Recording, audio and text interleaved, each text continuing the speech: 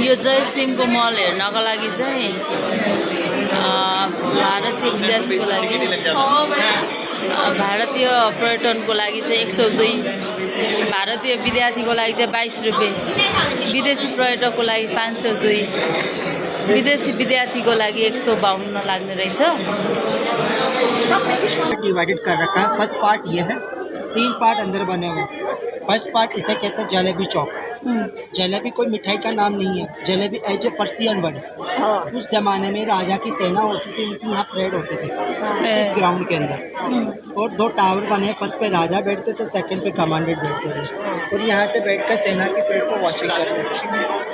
मानसिंह जी astrologer, astronomy थे, हर चीज़ इसमें वास्तुशास्त्र के अकॉर्डिंग बना रखी। राजा के रॉयल फैमिली आती थी और सामने वाले गेट। उस गेट का नाम है सन गेट। क्यों है कि जो सनराइज होता है ईस्ट साइड से होता है, तो सन गेट। और राजा सूर्यवंशी का अपोजिट बना हुआ है common public gate, moon gate. रानिया चंद्रवंशी थी, चांदपोल गेट, ये सूरजपोल गेट।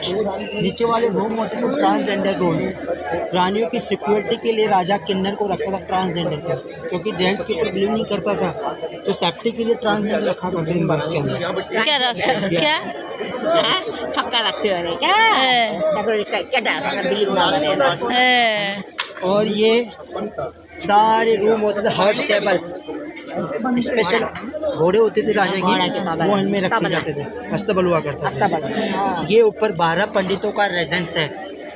पंडित होते थे 34 एस्ट्रोलॉजर्स, उन्हीं का रेजेंस बना हुआ। मानसिंह जी के साथ में हमेशा 12 पंडित होते थे। अब महल के 2 गेट है, अंदर जाने की सीढ़ी का रास्ता राजा का था, तो राजा ने रानी के लिए बनवाया रेम का रास्ता। रानी उस ज़माने में 18 किलो 500 ग्राम की साड़ी पहनती थी, जिस साड़ी का नाम था महारानी साड़ी। और उस ज़माने में रानी से चला नहीं जाता था, चंदन की व्हील चेयर रखी हुई है, सैंडलवुड की।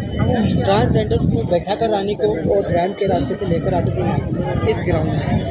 इस ग्राउंड में फेस्टिवल वगैरह भी होते थे, होली, दिवाली। क्या था रानी का नाम? कनकावती। कनकावती है। कनकावती था, सुख कंवर था, चंद्र कंवर था। मानसिंह की 12 रानी थी।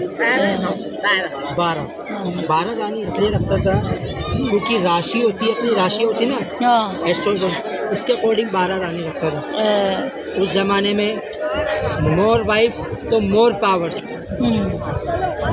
मोर वाइफ तो मोर पावर। ज़्यादा बेस्ट रानी कौन था? कंठावती। पट रानी उसी की वही थी, मदर प्रिंस बोलते थे। जो मैन रानी होती थी उसी को पट रानी कहा जाता था। तो अब राजा, उनको देखो कॉमन पब्लिक होती थी, नीचे गांव था। अब इनके जजमेंट कहाँ करता था राजा? और सामने दीवानी आम बना, लोकल पब्लिक ऑडियंस, वहाँ राजा उनको सजाए और जजमेंट क्या करते थे। और थर्ड पार्ट बना है दीवानी, खास लोगों का जजमेंट करता था राजा उसमें। और चौथा पार्ट है मानसिंह पहले, जहाँ मानसिंह की 12 रानी थी, उन 12 रानी के लिए वहाँ उनका रेजिडेंस रूम बने हुए खाली। अब 12 रानियाँ ये शॉपिंग करने के लिए कहाँ जाते थे? तो ये गांव के जितने भी आर्टिस्ट लोग हैं, ये सारे कलाएँ करते थे उस जगह, आर्टिकल बनाते थे। इस गांव के जो 4 आर्टिकल इस गांव में फेमस होता है। पहला आर्टिकल इस गांव का होता है 100 ग्राम की क्विल्ट। देखा आपने? हमें नहीं देखा। 100 ग्राम की रजाई, जो सर्दी में गर्म देती थी और गर्मी में तो ठंडी रहती थी। और जयपुर फेमस है इसी के लिए, जयपुरी रजाई के लिए। जयपुर फेमस है जयपुर की रजाई के लिए, जो वर्ल्ड गिनीज बुक में रिकॉर्ड है। सेकंड होती है यहाँ की महारानी साड़ी। उस ज़माने में रानियों में वर्क, साड़ियों में वर्क होता था, डायमंड वगैरह लगा हुआ होता था उसमें। अब जो साड़ी बनती है, अब अंगूठी से आप निकाल सकते हैं यहाँ से। चौथी यहाँ की बांधनी साड़ी होती है। बांधनी साड़ी, उसमें गांठें लगती है, 2,65,000 गांठें। और चौथा यहाँ की जो फेमस चीज़ है वो है मुल्तानी मिट्टी की साड़ी गांव के अंदर। ये गांव में जितने भी कलाकार रहते हैं, ये सारे कलाकार 800 परिवार हैं। लेडीज़ को नहीं सिखाया जाता है यहाँ पे। लेडीज़ को इसलिए नहीं सिखाते हैं क्योंकि शादी कर देते हैं ना, तो ये कला बाहर आउट ना हो जाए, तो अपने हस्बैंड को बता देती है वो। तो ये कला यही रहती है इसी गाँव में। इसको पुराना जयपुर के नाम से जाना जाता है, नए जयपुर बाद में बने। भाई अब ये देखो, इसी रैम के रास्ते में राजाओं की इष्ट देवी का टेम्पल है। इष्ट देवी ये मानसिंह जी। कौन मानता था? मानसिंह जी बंगाल के राजा थे, विक्रमादित्य। उसको युद्ध में हराया था। उसको युद्ध में इसलिए हराया क्योंकि उसके युद्ध है, बंगाल में कोई राजा युद्ध नहीं कर सकता, तो अकबर उनको आदेश देता था मानसिंह जी को। और ये हिंदू था मानसिंह जी, तो वहाँ युद्ध किया था उसने आदेश दिया, वरना वहाँ मुगल अलाउ नहीं था बंगाल के अंदर, इसलिए मानसिंह जी गए थे लड़ने के लिए। उस राजा को हराया, उस राजा को हरा कर ये जो मूर्ति थी, जैसो नाम का ज़िला है, उस जैसो नाम के ज़िले में रखी हुई थी। ये साक्षात वार्तालाप करते थे मानसिंह जी को।